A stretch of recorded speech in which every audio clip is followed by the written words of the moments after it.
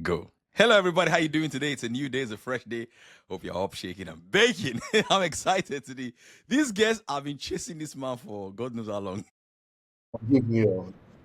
It's been a No, no, long time. it's a proof of my ministry. I'm Yes, a yes, salesman. yes, yes, yes. Iyinoluwa Aboyeji, how you doing? Welcome to the Very well, podcast. Yeah, very well. Well, thank you very much for having me on your podcast. great. So the first question I want to ask you is, how did Flutterwave, how did Flutterwave acquire its first 1,000 customers, and what was the playbook like? That's a great question. So, what we did to acquire our first 1,000 customers, we Flutterwave's DNA is that it's an enterprise payments firm. So we didn't have the stomach for like Paystack. We don't do beautiful pages and running around SMEs, right? Mm-hmm. It's a great business, but just not our thing, right? So what we leveraged was partnerships. So I remember the first partnership we did Access Bank. Access Bank had a lot of merchants that it was banking Very good. come to it and say, hey, we need payments. Can you help us? At the time, the only option they had was sending them to InterSwitch. InterSwitch will now ask for 500,000 naira, Mm. spend 3 to 6 months on Skype trying to figure out how to integrate. So when we came with a superior product offering, all we had to do, and with some relationships like Access Bank, we said, look, rather than send them to Pay with Capture, we'll send them to Access Bank, right? And if we also happen upon other bank customers who want to accept payments through us, we would also send them to Access Bank. So that was the first one. So we were partnered up with Pay with Capture, which was acquired by Access Bank at the time, and we worked with them to acquire customers. In fact, we took Uber through this route as well. Wow. So that was how we got our first couple thousand customers. We did the same thing with GTB. We did SME Market Hub. Mm. We did quite a number of other big firms. That's a great acquisition strategy. What didn't work? I would say trying to um, trying to serve, you have to really automate the service, right? Mm-hmm. And make it seamless and think about it end to end. Because, ultimately, our time was still valuable, right? Yeah. So let me boil the lessons down to numbers. At the end of the day, after all the serene, only I think by the time I left, there were 50 customers that were responsible for about 70% of the traffic and I think about 50 or 60% of our profits. This is powerful. Power law. So just maybe we wouldn't have been so overworked if we had just focused on Yeah. the ones that actually made sense. Mm. But I think the way we would excuse everything today was that the others were sales and marketing. So that's Mm. okay. Yeah. Mm. I don't know if Fantastic. that's the strategy they're using today, but that was what worked in our time. But that's a great way of looking at what is working and double down on it. Exactly. Great. All right. Reflecting on your time on Flutterwave and Dell. Guys, this guy has run two unicorns. So you better listen to him. Everything he says, including his feet, everything he says. So working with those two big companies and working in the trenches, what are some of your 1 to 2 biggest takeaways that entrepreneurs and founders can learn? Leadership takeaways, marketing takeaways. I think the biggest thing is that talent is the most important thing in building any of these businesses. Like, if you don't have the right people, you can waste your time. Mm. You have to define the right people, not just as people who are competent enough to do the work, but people who have the same motivation and values as you, because that's even more important at the end of the day. Because Mm. okay, like most people can do basic work, but if at some point they get satisfied and they don't grow, or if at some point there's huge ethical divergence between the way you see the world and the way they see the world, I think you'll still run into big trouble up front. So it's just something to keep in mind. Great. I think on the other side, what was the biggest marketing lesson I've learned? I think the biggest marketing lesson I've learned is like you really need to understand and predict your customers' behavior. to be able to sell to them. So if you don't know your customer well enough, it's like, I sort of have a sense of what my 5-year-old can and cannot do. Do you understand? Like, I know her well enough to know that if I do this, she'll do that, right? You know your dog well enough to know if your dog does this, this is what it means. So it's so important to understand your customer at that level of detail. I like Not that. academically, but really from a point of view of you understand their mental model and how they think about things before you can sell to them. And before you understand what marketing messages will make sense to them. This connects beautifully to, I heard a term from you first, entrepreneurship as a service. You said once they give a founder money and the guy has got global talent visa, he has just know that, just forget that guy. Because there's something you said very powerful, that your customers, their habits have changed. They have moved. Yeah. So if they are not connected to that power base, this is not working. Yeah. I thought that was a service. You pay an entrepreneur money so you can. Yeah. I like that. You can get reports. There's nothing that's really going on with the customer. There's no business being built. Yeah. I mean, I've seen that a lot in my career. Yeah. And I mean, it's something people do unconsciously, I like that. I mean, you have close to like 150 companies. Yeah, I'm closer to like maybe just in our own portfolio, maybe your portfolio. 20, and then from Accelerate another 60. So yeah. Great. So what have you changed what did you believe about growth in Africa that you no longer believe?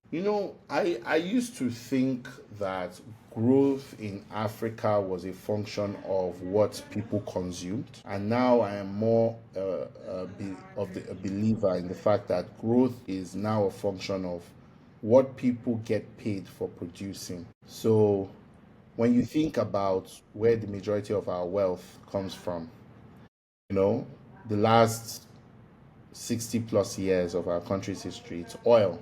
And the number of people that work in the oil industry, I think you will struggle to get to 30,000 people, right? The largest employer of labor in Nigeria is Dangote, employer of labor, and he recruits 35,000 people. Whoa. Right? Now, that's the smallest BPO in India. What's a BPO? Business process outsourcing. So that's like the smallest. It's a small firm in a country like India. When you're big, when you're talking about 100,000 people. WPP, which is just an advertising firm. Yes. They have 100,000 people all over the world. Sam Martin. Yeah. Martin Sorrell, yeah. Yeah. They have 100,000 people all over the world. That's just WPP, right?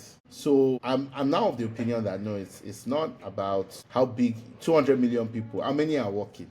This is so powerful. If they are not working, they are not earning salary, and if they are not earning salary, they don't have money to buy anything from you.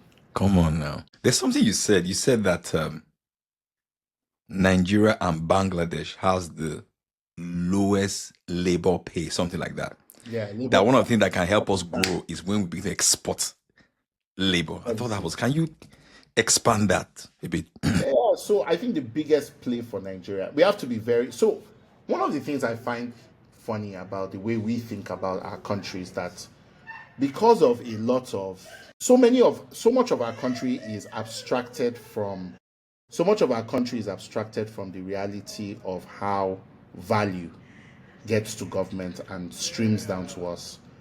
And for a very long time in the 70s and 80s, maybe even up until maybe 2014, right? The way that happened was NNPC, which was a joint venture with other companies that most Nigerians don't work in, would actually go explore oil, sell. None of us will see that except people who live in the Niger Delta, who are a very small proportion of the country. And then the money gets deposited in NNPC and paid into the government, right? Then the government has a budget and everybody goes to Abuja and collects that money. For a good 40 years, that was our reality. of how we saw money and value. Do you understand? Yeah. But the world has changed now, right? NNPC is not as big as it used to be in terms of its contribution to the country's economy. You understand what I'm saying? Mm-hmm. And now the only advantage we have is no longer oil, but our population. So when people start talking about things like, oh, Nigeria should industrialize, I said, for who? Because yes, you have 200 million people, but the vast majority of them can't actually afford to buy anything. Because either they are young, half of that 200 million people, half of them are under the age of 40. No. Half of them are under the age of 19. So they can't buy anything. You understand what I'm saying? Yeah, fully. The other half, so you're left with 100 million people, right? The other half, you want to industrialize for them, but the largest employer of labor in your country only pays 35,000 people. Do you understand what I'm saying? Yeah. Who would buy those things you are making? Who? Now, you say, okay, you want to sell them to the rest of the world. Well, the rest of the world is going to go for the cheapest products, right? And those products are being made in China. Now, of that 100 million people, right, what nobody says out loud is that the vast majority of them are farmers. Really? Yeah. That's the largest employer of labor in this country. Farming. So we have to always think about things logically and accurately. So what I've been trying to say is that Nigeria only has a competitive advantage in people, in talent, right? We produce 600,000 graduates every year. Let's even say some of them are no good, right? Minimum, we still have 300,000 educated people coming out of our universities every year. Yeah. What can we do with those 300,000? Export their talent. Do you understand what I'm saying? So Yeah. if 300,000, let's even say, okay, out of those 300,000, only 100,000, you understand, want to work. The rest, maybe they have better jobs or they're not interested or whatever. Now, those 100,000, if you put them in a computer lab, find them work that pays, let's even just say $5 an hour, right? Every $5 an hour, let's say they're working 10 hours a day for the sake of argument. That's $50 a day. $50 a day today in Nigeria, as of yesterday's exchange rate, right? It's 200,000. That's a lot of money, Nigeria. This guy is smart. So much.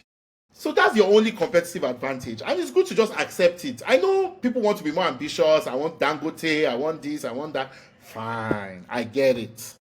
But finish your breakfast. First make 200,000 naira a day before we take you seriously.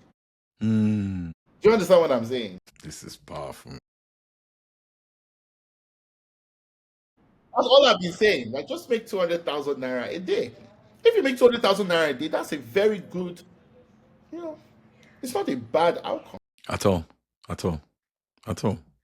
Actually, 50 times 1.5 would be roughly 75,000. But even that is still money. That's still money. Seriously. That's still money. That's still money. Wow. Let me ask you some more questions. No problem. All right. Okay, so I'm curious to ask about how because of your experience in entrepreneurship in terms of strategy, what are the best pre-mortems or post-mortems after a campaign? Because a lot of times when things don't work out, we don't really look at it, or why didn't it work? Why didn't this strategy work in Nigeria? Because sometimes we just take a strategy from America and we dump it. No, Yes. Definitely. I think for me, like I always say, the focus is always on what do we know about the consumer that drives their behavior. And if we don't know anything about a consumer that drives their behavior, we don't do anything. But in a country without research, how do we know about the consumer's behavior? Research there are different kinds of research, right? You can do research on 1 million people. You can do research on 100 people. And no matter how small your sample size, you can extrapolate some common patterns. Yes. Research doesn't have to be done in a university with critical. Research is something anybody can do. Go out and ask questions. sit down and observe people. Anybody Yes. can do research. Yes. It's not a licensed activity. Yes. I like that. I like that. I like that. This is deep. So It's not a licensed activity. it's not now. But how many Anybody can small do research. businesses do it? Exactly. So Wow. you can just walk out and just go and talk to your customer. They will not, I swear to God, they will not kill you. They will not. In fact, they will think, you're even asking me question. I really like you. This thing I saying is very, very powerful. This thing You about know, research so, is extremely powerful. it's just to do the work to think. That's all. Just do the work to think. So I always say, look, it is important to understand your customer. Understand your customer. Don't have assumptions about your customer. Just understand them. McKinsey doesn't need to understand them for you. You understand your customer. Do you know I wrote a book for young people, and I knew that the young people in Nigeria couldn't afford the book. You know what I did? I went to the NMPC hospital. They bought that book in droves to give to young people during the holiday period. Now you understand your customer. I went to an ex-governor's wife. She bought the book. I sold over 10,000 copies of that book. You understand your customer. Because I understand what you're saying. Just understand your customer. The guy cannot afford it. Okay, fine. But he wants this thing. Okay, fine. What can he afford? And how can I make sure he gets what he can afford? Do you understand? Simple. It's not rocket science. Honest to God. It's very powerful. It's I find that, a lot of the times people bring in ideas, forgetting that those ideas themselves were researched. They didn't get to those ideas by the inspiration of the Holy Spirit, too, even though that one has its place.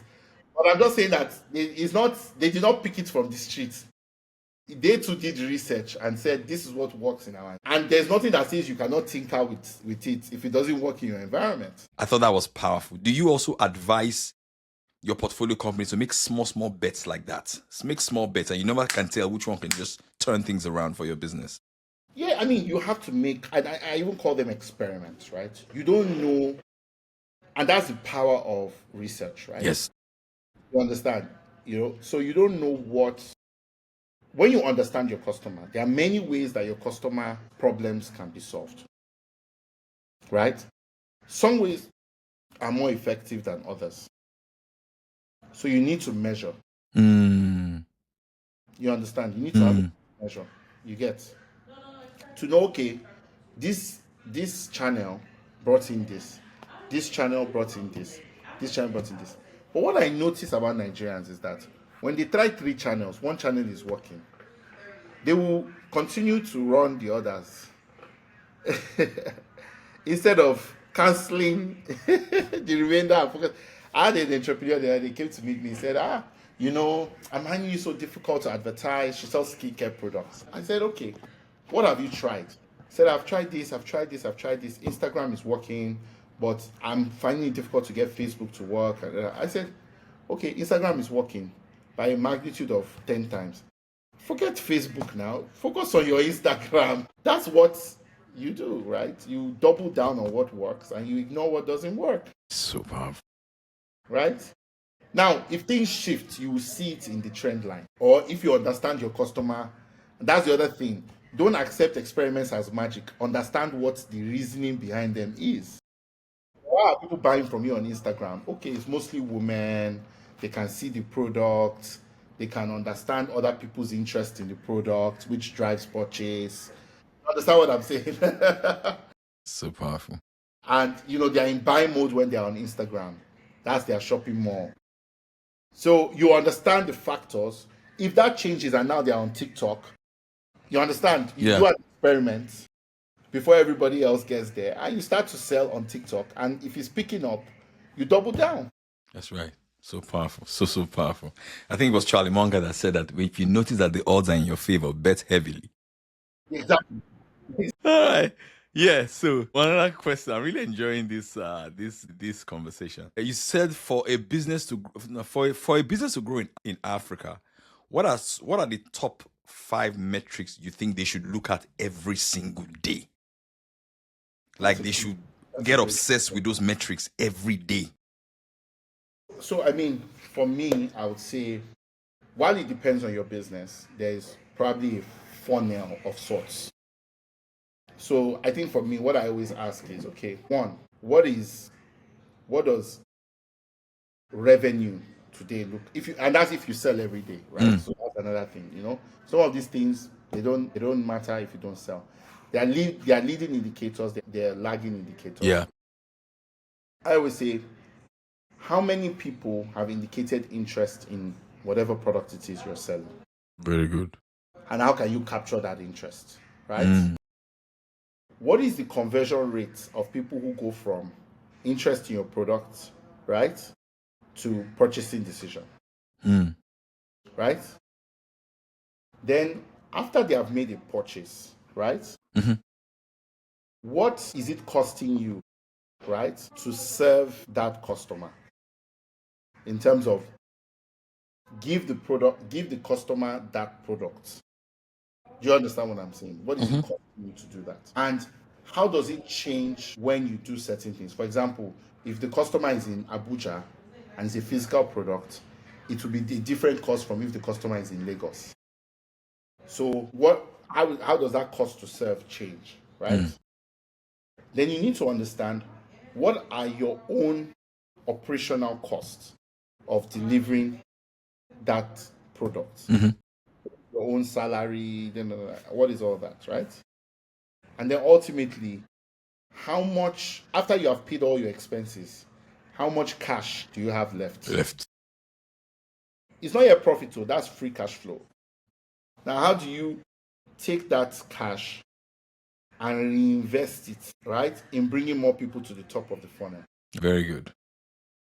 But it would differ by business. You really have to look at this thing by business. But when you think about business very like a customer journey, somebody indicates interest in your product, the person converts. You need to understand the people that didn't convert, why did they not convert? Exactly. Come back and keep going up.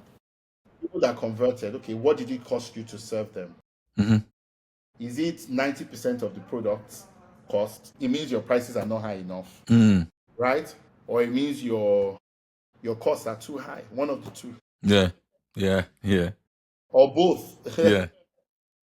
Very, Then very when you good. now understand your costs, okay, you need to now understand what are your operating costs. Like, after you have paid the cost of delivering the product, what are other operating costs, and how can you, at what pricing, at what volume would you be able, how much more can that infrastructure of people help you to expand? Understand?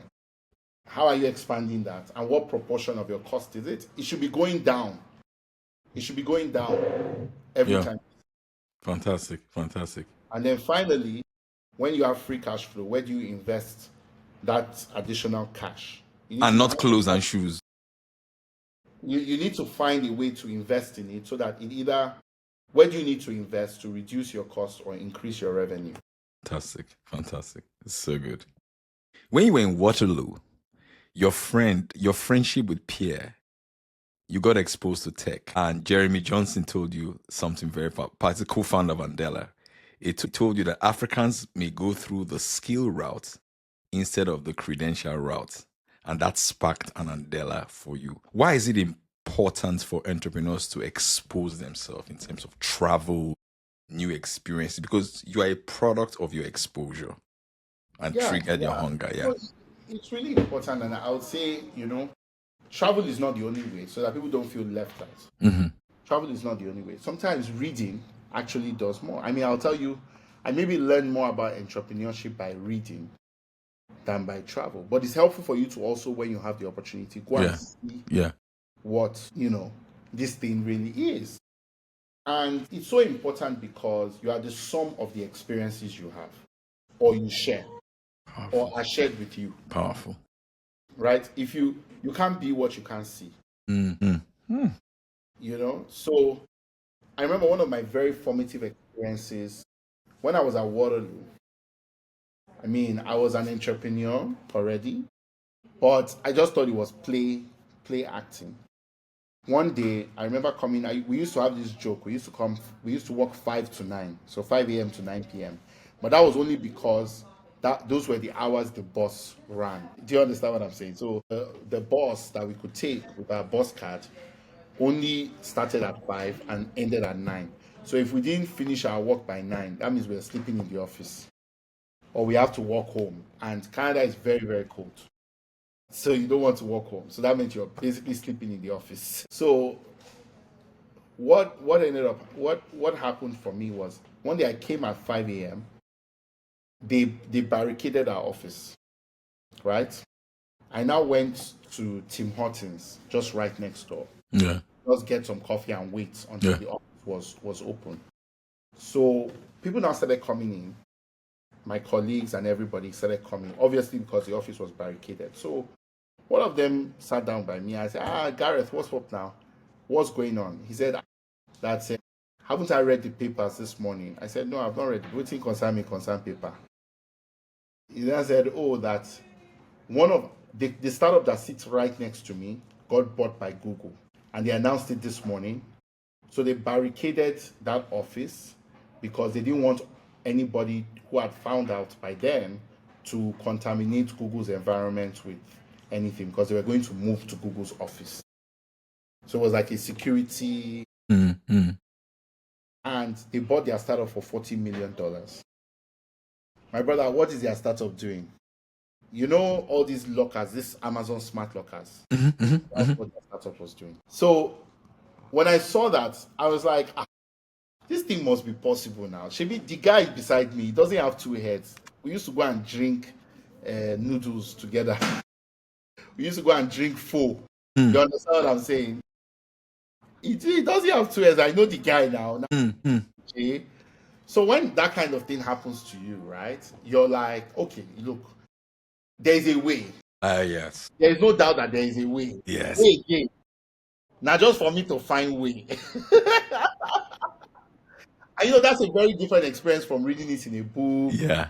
Or, hearing about it on television or reading about it on TechCrunch. This one, now next to you, it happened. You understand what I'm saying? Yeah. So it changes your perspective. So I appreciated the environments that I had the pleasure of spending time in because they really showed me what was possible.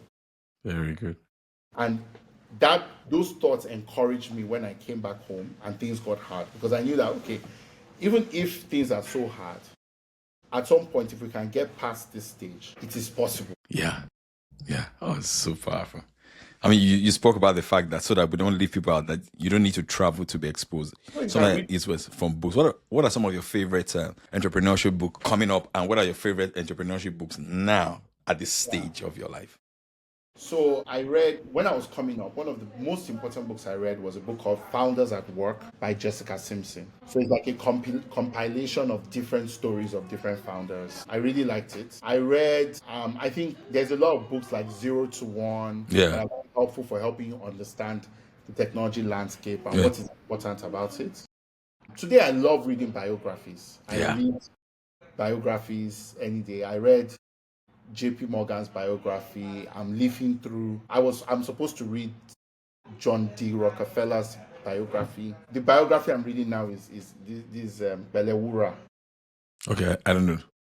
Belewura was one of the founders of NCNC and NNDP. She was a market woman. She was the founder of the Lagos Market Women Association. One of the lodgers of Lagos. Abibatu Mogaji was her mentee. Wow. Exactly. So this is a biography of her. So I love biographies. That's my favorite thing. Because somebody goes through an experience. Yes. When you understand why, how, you know what. You understand what I'm saying? Like, yes. You understand how to think in those circumstances, yes. what was going through their mind. Yes. You can identify with it. You're not weird. Yes. When you have certain preferences. Yes. So I love reading biographies. That's my favorite genre of. I stopped reading fiction a long time ago. Wow. Yeah, I like that. You said that your dad was a cab driver and your mom sold fish. What lasting lessons did that impress upon you seeing that growing up? My family, one thing I picked up was that Nigeria is a country that a lot of people say it's not possible for you to move up in the social mobility. Yes. But my experience is different, right? Because my parents, when I was born, my parents were not wealthy people, right? Like I said, my dad was driving kabu kabu, my mother was selling ice fish, and she became a pastor. Both of them were graduates. They didn't have work. They were looking for work for very long periods of time. Eventually, my dad got a job at Now Merchant Bank. My mother went into ministry. She was a lab technician for a while. Then she went into ministry. Then, like that, from there, my dad got into Shell as working for the pension fund administrator. My mom was also in ministry, continued to go into ministry. So over my lifetime, I watched my parent. My father now is the G of Foursquare, Wow. and my mother, of course, works with him in that capacity, right? And what you learn is the possibilities that Nigeria Come on now. can give you. Come on. You understand? That's not possible in a generation, to go from doing kabu kabu to leading the fifth largest congregation in the country. Yes. Yes. You understand what I'm Yes. saying? Yes. So it gives you a special appreciation for Nigeria. Very good. Well, this is so If you're cool. determined and you work hard, Yeah. there's really no limit to what you can do. So I sometimes feel sorry for people who, it's one thing to leave Nigeria to get comfort and experience abroad. It's another thing to leave Nigeria and be saying the evil you have done is enough. Because Yeah. I think you're ultimately throwing away an opportunity for social mobility. It makes sense for you to go abroad, maybe get additional experience, work in a few other contexts, but ultimately say, okay, once I get my passport, I'm coming back to Nigeria. But for you to leave Nigeria alone completely, and you see people make, Very terrible statements. very terrible decisions. Shameful, right? yeah. Very terrible decisions, like selling your house. I think it's a dumb idea to sell your house, and things like that. You don't do those types of things, because ultimately you will still come back. Yeah. You understand what I'm saying? Yeah. Because your best chance of social mobility is here. They're never going to let you be equal in their society. And the opportunities for social. Have you ever heard of a cobbler? A taxi driver becoming a GO of a. Not gonna happen. It's not going to happen in the UK now. Yeah, it's not gonna happen. It will never happen. They will never let it happen. Yeah. Why are you bullish on Nigeria? Because Nigeria represents, I think, the idea that black people can self-govern. Do you understand? Like, if you consider that Nigeria is one of the few countries in the world that is majority black, without a single, there are over 7,000 offices in Nigeria, over 7,000 elective offices in Nigeria, and there's not a single white person that has been elected to any of those roles. Even albinos, maybe except one. You understand? Consider that for a moment and think about how few countries in the world can say that. And even in the business arena, you go and look at all the CEOs, the owners of the biggest companies in the country. They are not white people. Kenya, maybe you can say, okay, fine, they have History. black politicians, but their business is white. Their business sector is white. It's very white. I don't know if you understand what I'm saying. I think the chairman of their Kenya Airways, Michael Joseph, is a white man. Wow. Yeah. He's a Kenyan. There's nothing wrong with that. But he's a white Kenyan. There's nothing. There are very few white Nigerians. Very few. Very few. So I say that, when you talk about a majority black country that can govern itself, Nigeria is the best experiment in that respect so far. Wow. This has been a very, very, very fascinating conversation. I have 2 more questions for you now later. I know you're a very, very busy man. You said that you emphasize 3 things at the early stages of a startup. You said first, you ensure that their first check is from you, and you ensure that someone advises them. you ensure that someone introduces them to customers. When you say advise them, what do you advise them on specifically? So there are a few things. I think the first thing is understanding how to talk about the unique customer insights they have that makes their business possible. Because there's a way you must talk about that other people can understand that you have something they don't have. Yeah. Or at the very least, they should give you a shot.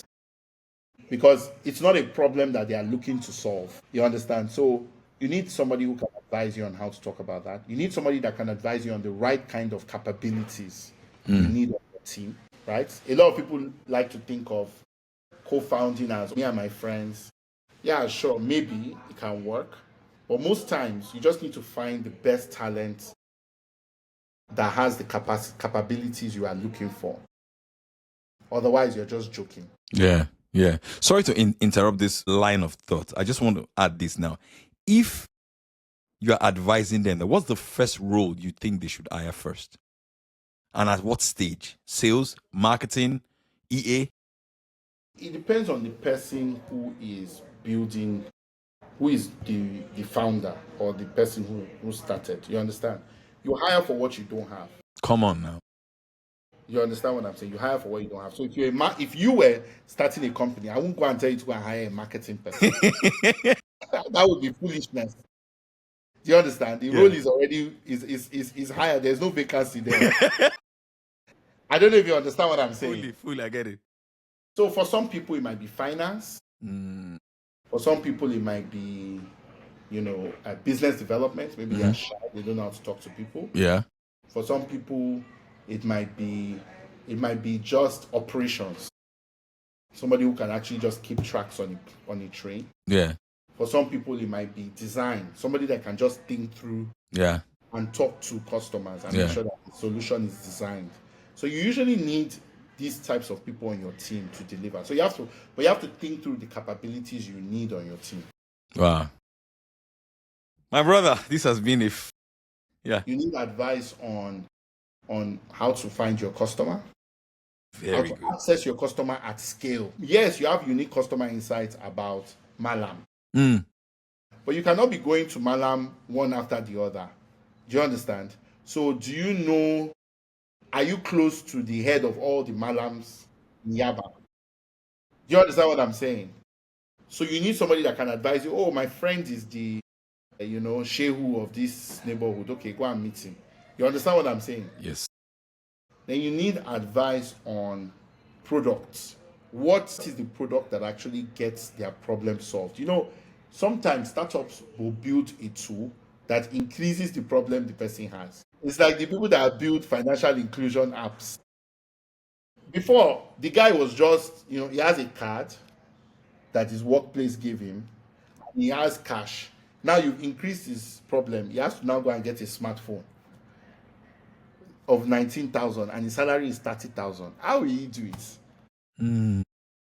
Meanwhile, his Nokia 3310 was working just fine for him. You've now come and added your own wahala to his wahala. You understand what I'm saying? I fully understand it. You build the products that they can afford to use rather than the one that will be taking 800 GB data from them. 800 naira per GB data from them.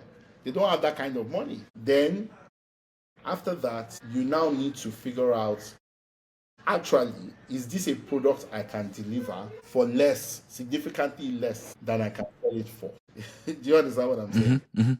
If it's not a product you can deliver for significantly less, and somebody has to be there to advise you on how to make that calculation that it is less. Because if you leave people to their own devices, if you look at the way they will look, the way they will count it, you self will shock. I've seen situations where founders don't count their salary or they don't count what they spend on sales. Do you understand? Yeah.